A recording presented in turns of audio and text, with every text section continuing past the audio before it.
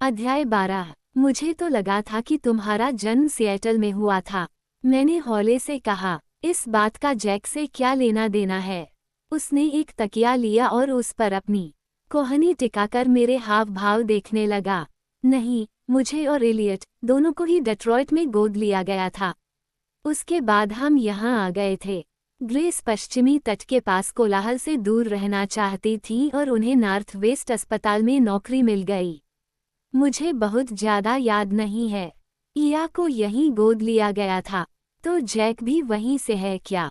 हाँ। ओह, तुम्हें कैसे पता? मैंने जांच की थी। क्या उसके बारे में भी सब पता लगा रखा है? हाँ। उस फाइल में क्या लिखा है? क्या तुम सचमुच जानना चाहती हो? क्या बहुत बुरा है? नहीं, उससे भी बदतर। क्या वह अपनी बात कर रहा है? मुझे बचपन का वह बेबस बालक याद आ गया। मैंने उसे अपने पास खींचा और छाती पर सिर रख लिया। क्या हुआ? कुछ नहीं। नहीं, नहीं, इना कुछ तो है। मैंने सोचा उसे बता ही दिया जाए। कभी कभी मैं सोचती हूँ कि जब तुम ग्रे के पास नहीं आए थे तो कैसे दिखते थे। मैं अपनी बात नहीं कर रहा था। मैं किसी की दया नहीं चाहता। एनेस्टेसिया, मेरी जिंदगी का वह हिस्सा बीत चुका है। ये दया नहीं है, ये तो करुणा है। किसी भी बच्चे को इस रूप में देखकर ऐसा भाव मन में आ सकता है। क्रिस्टियन, तुम्हारी जिंदगी का वह हिस्सा अभी बीता नहीं है। तुम ऐसा नहीं कह सकते। तुम हर रोज उसके साथ जीते हो। याद करो, तुमने ही तो बताया था। उसने अपने बालों में हाथ फेरा पर मुंह से कुछ नहीं कहा। फिर भी तुम मेरा दिल दुखाती हो। वह बोला, हे भगवान, क्या मैंने जानकर ऐसा किया? भीतर बैठी लड़की का भी यही कहना है। मैंने तय किया कि उसे अनसुना कर दूंगी। ये सब कितनी उलझन से भरा है। मैं उसकी पत्नी हूँ, उसकी सेक्स गुलाम या कोई जायदाद नहीं हूँ। मैं उसकी दुष्टा माँ भी नहीं हूँ। डॉक्टर के शब्द मेरे दिल को कचोटने लगे। जो भी कर रही हो, वही करती रहो। क्रिस्टियन को इसी तरह संभाला जा सकता है।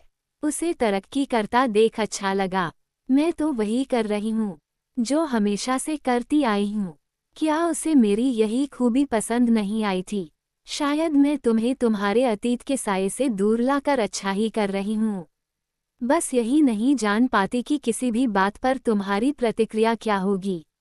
भाड़ में जाए डॉक्टर, क्या वह तुम्हें अब भी ऐसी बातें कहता है?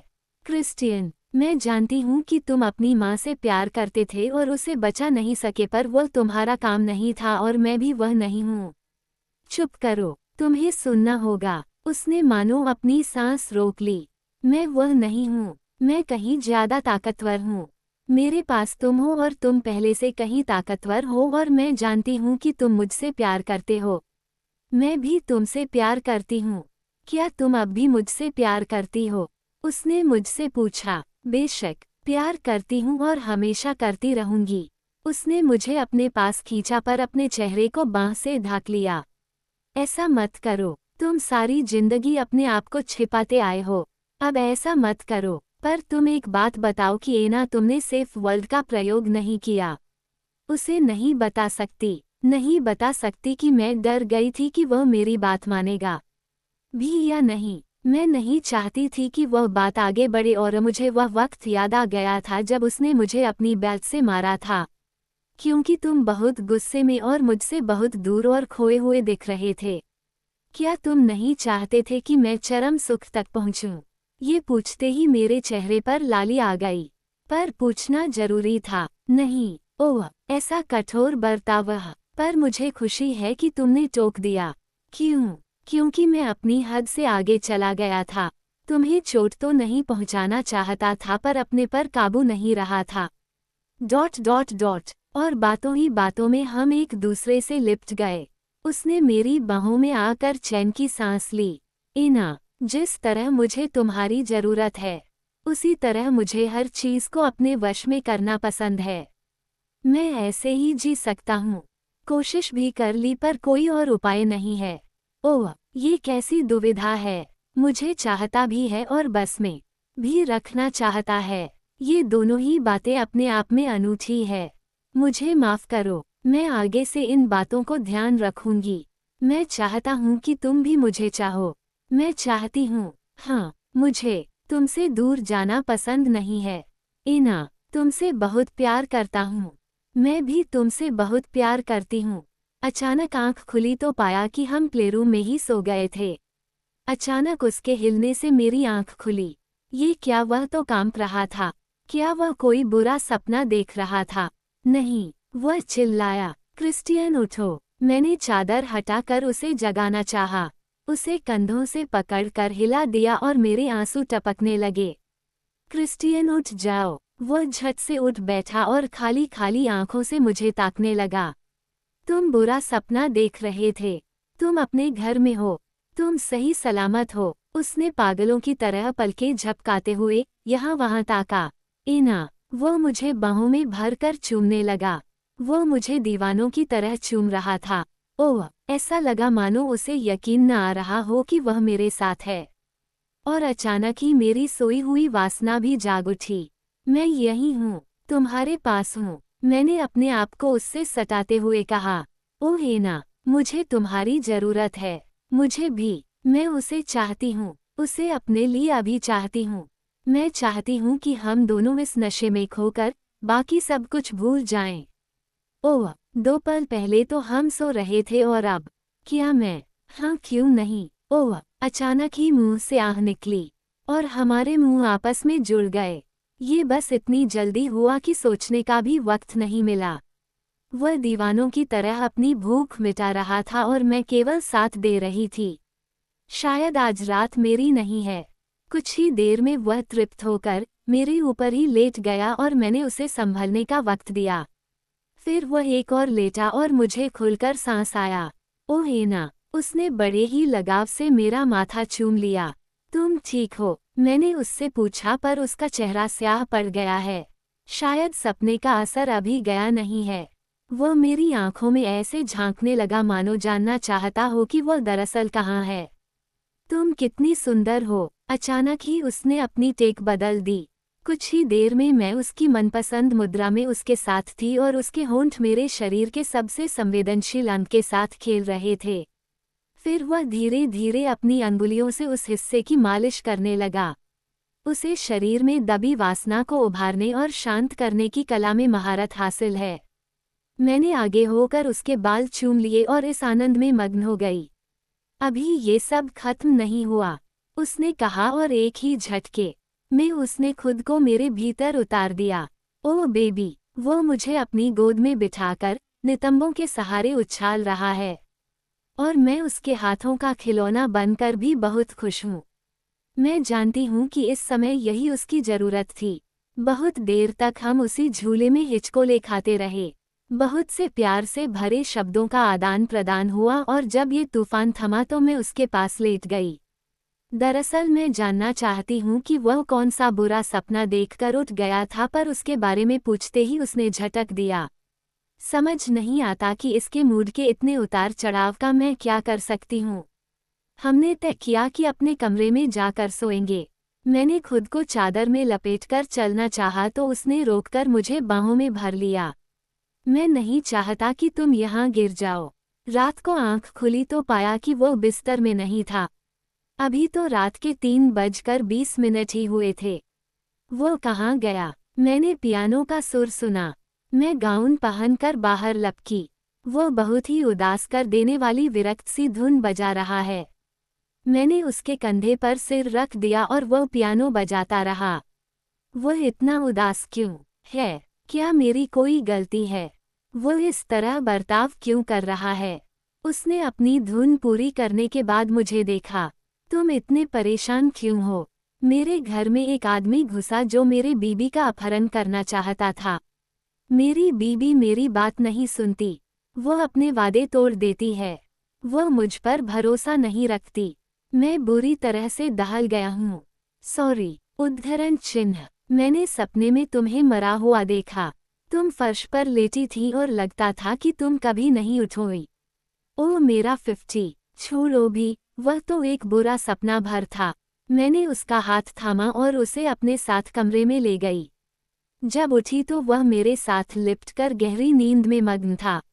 मैं हिली तक नहीं। मैं बहुत देर तक उस आनंद में मग्न रहना चाहती थी। ओह, कल कैसी शाम थी। क्या मेरी जिंदगी इसी तरह रहेगी? इसी तरह मुझे इसके मूड के उतार चढ़ाव का सामना करना होगा। खैर, इतना तो तय है कि मैं उससे कहीं ज्यादा मजबूत हूँ और सब कुछ संभाल सकती हूँ। मैं इससे प्यार करती हूँ, इसलिए इसके लिए कुछ भी कर सकती हूँ। मैं उसके लिए और वो मेरे लिए सब कुछ है। मैंने सोचा कि अगले सप्ताहांत को कुछ खास बना दूंगी और कोशिश करूंगी कि उसे परेशानी में न डालूं। तभी वो उठ गया और कुछ मीठी बातों के बाद उसने बताया कि वो मुझे एस्पेन ले जाना चाहता था।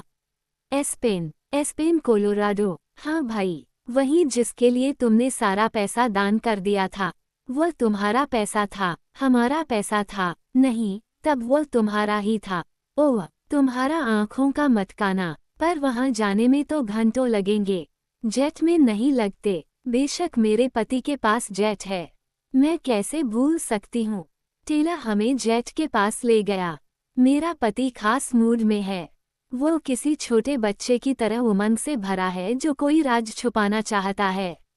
आज वह सीईओ नहीं लग रहा। तुम्हारे लिए सरप्राइज रखा है। ये क्या है? जैसे ही मैं जेट के अंदर गई तो मुझे वहां या ईथन, केट और एलियट भी बैठे दिखाई दिए। ओह, ये क्या? तुमने ही तो कहा था कि तुम्हें अपने दोस्तों से मिलने का मौका नहीं मिलता। मैं आप सबका धन्यवाद करता हूँ कि आप सब इतने कम समय में आने के लिए राजी हो गए। ओह, हमें भी खुशी हुई, सबने एक साथ कहा। मैं तो जैसे यकीन नहीं कर पा रही। अचानक उसने मुझे अपने कंधों पर उठा लिया। ओह, मुझे नीचे उतारो। मैं चिल्लाने लगी। माफ करना, अपनी बीबी से अकेले में कुछ बात करनी। श्री, हाय, ये क्या हो रहा है? मुझे तो शर्म आ रही है। क्रिस्टियन मुझे उसी केबिन में ले गया जहां शादी के बाद, हाँ, ये तो वही जगह है। मी ग्रे, आपने तो अच्छा तमाशा बना दिया। मिसेज ग्रे, मुझे तो बड़ा मजा आया। उसके चेहरे की मुस्कान चौड़ी हो गई। ओह, आज वो कितना जवान और बेलौस दिख रहा है। मुझे अपना क्रिस्टियन इसी तरह अच्छा लगता है। क्या तुम इस बारे में फिर से सोच रही हो? दोबारा करना चाहती हो? मुझे वह समय याद आया तो चेहरे पर लाली छा गई। शादी वाली रात भी भला कैसे भूल सकती है? कल हमने कितनी बातें की, कितना दिल खोला, पर डर इसी बात का लगता है कि यह सब अनजान है। मैं जान नहीं सकती कि वो कब तक इस मूड में रहेगा। अरे, हमारे मेहमान इंतजार में है। चलो अंदर चलें, वह बोला। ये कब से लोगों की परवाह करने लगा। उसने झुककर बड़े ही प्यार से मेरा नाक सहलाया और हम भीतर चले गए। क्रिस्टियन, मैं तो इस सरप्राइज को देखकर दंग हूँ। मैंने उसकी छाती पर हाथ फिराते हुए चूम लिया। तुमने ये सब तैयारी कब की? कल रात, जब जाग रहा था तो मैंने एलियट व या को मेल किया और प्लान बना लिया। और देखो, वे आ भी गए। हाँ, धन्यवाद। इस तरह हम एस्पेन में प्रेस से भी बचे रहेंगे। जो लोग हमारे घर के बाहर चक्कर लगा रहे हैं, उन्हें हम वहां नहीं मिलेंगे। वह बोला। हाँ, उसने सही कहा। मैं भी आज सुबह उन प्रेस वालों को दरवाजे पर जमघट लगाए देख चुकी थी। चलो सीट पर आ जाओ, हम उड़ान भरने ही वाले हैं। मैं बड़े प्यार से सबसे मिली और उन्हें आने के लिए धन्यवाद दिया। क्रिस्टियन का यह उपहार मुझे कभी नहीं भूलेगा। तभी नतालिया अंदर आ गई। अरे, ये तो वही है जो हमारी उस उड़ान के दौरान भी थी। वही लाल बालों वाली युवती। नतालिया का मेकअप बड़ा ही जबरदस्त होता है। यह अपनी चुस्त पोशाक में प्यारी दिखती है। उसने हमें उड़ान से जुड़ी औपचारिक जानकारी दी और सभी अपनी सीट बेल्ट बांधकर बैठ गए। केट ने मौका पाते ही हाइड के बारे में जानकारी लेनी शुरू कर दी। जब वो पूछताछ करने के मूड में आती है तो किसी के रोके नहीं रुकती। मैं नहीं चाहती थी कि वह इन बातों से मेरे पति का मूड खराब करे, पर उसे मनाना मुश्किल है। उसने पता लगा लिया कि हाइड ने मेरे साथ बदतमीजी की थी, इसलिए उसे काम से निकाला गया था। उसने मुझे घूरा। इना, तूने बताया नहीं। मैंने उसे मेज के नीचे से ठोकर मारकर चुप रहने का संकेत भी किया, पर वो उसके सिर के परे निकल गया। उसने फिर से मेरे पति को टहोका दिया। हाइड भी डेट्रॉइट का ही रहने वाला है न? ओह, अब हद हो गई। बस भी कर। मैंने अपने पति का हाथ कसकर थाम लिया। उसे पता है कि मुझे उड़ान भरते समय बहुत घबराहट होती है। तभी इलियट भी अपनी जिज्ञासा के साथ आगे आ गया। वह भी हाइड के बारे में जानना चाहता है। अब मेरे पति को बताना ही होगा। वह बोला, यह बातें उसके रिकॉर्ड में नहीं है पर हम जानते हैं। उसके पिता एक बार झड़प के दौरान मारे गए। उसकी मां बहुत पियक्कड़ थी और वह बार बार बाल सुधार गृहों से निकाला जाता रहा। फिर वह थोड़ा संभला और प्रिंसटन के लिए छात्रवृत्ति ले ली। अच्छा जी, हाँ, पढ़ने में अच्छा था। उद्धरण चिन्ह। पर पकड़ा तो गया न। मुझे तो लगता है कि कोई और भी उसके साथ है। वह अकेला ये काम नहीं कर सकता। वो कितने साल का है? मैंने उसके पास होते हुए पूछा। क्यों पूछ रही हो? बस यूं ही। वह 32 साल का है। 50 शेड्स फ्रीड। हाइड की बातें मत करो। मुझे खुशी है कि वह पकड़ा गया। मैं चुप लगा गई। क्या तुम्हें लगता है कि वो किसी के साथ यह काम कर रहा है? मैं नहीं जानता। क्रिस्टियन ने बात का विषय बदलना चाहा। कहीं ऐसा तो नहीं कि वह किसी एलिना जैसी के साथ मिलकर तुम्हारे खिलाफ साजिश रच रहा हो? मैंने यह बात हौले से कही। केट व इलियट अपनी बातों में मग्न थे। बेशक उन्होंने इस बारे में नहीं सुना होगा। भले ही वह दोस्त नहीं रही, पर वह मेरे साथ ऐसा कभी नहीं कर सकती। अब उसकी बातें बंद करो। मुझे पता है कि तुम उसके बारे में ज्यादा बात करना पसंद नहीं करती। क्या तुम उससे मिले? मेरे जन्मदिन के बाद से हमारी मुलाकात नहीं हुई। मैं उस बारे में बात भी नहीं करना चाहता। उसने मेरा हाथ चूम लिया। इलियट ने चुटकी ली, कोई कमरा ले लो। फिर मेरे पति ने जवाब दिया और वे चुहलबाजी करने लगे। मुझे शर्म आने लगी तो केट बीच में कूदी। अब बस भी करो इलियट। तुम्हें इससे क्या? केट व उसके बीच कोई अनबन चल रही है। हम सभी उसे केबिन में महसूस कर सकते थे। इलियट ने ठीक ही तो कहा था कि मैं अपने पति की पहली गर्लफ्रेंड थी और उसने मुझसे ही शादी कर ली। यही इल्ज़ाम मुझ पर भी लगाया गया था, पर क्या करें, यही सच है। केट सब जानती है और मैं ये जानती हूँ कि उसके पास मेरे राज सुरक्षित रहेंगे। अच्छा, अब आप लोग अपनी बेल्ट खोलकर केबिन में घूम सकते हैं। हम करीब 2 घंटे में पहुँच जाएंगे। नतालिया उठकर बोली, क्या आप लोगों में से कोई कॉफ़ी लेना चाहेगा?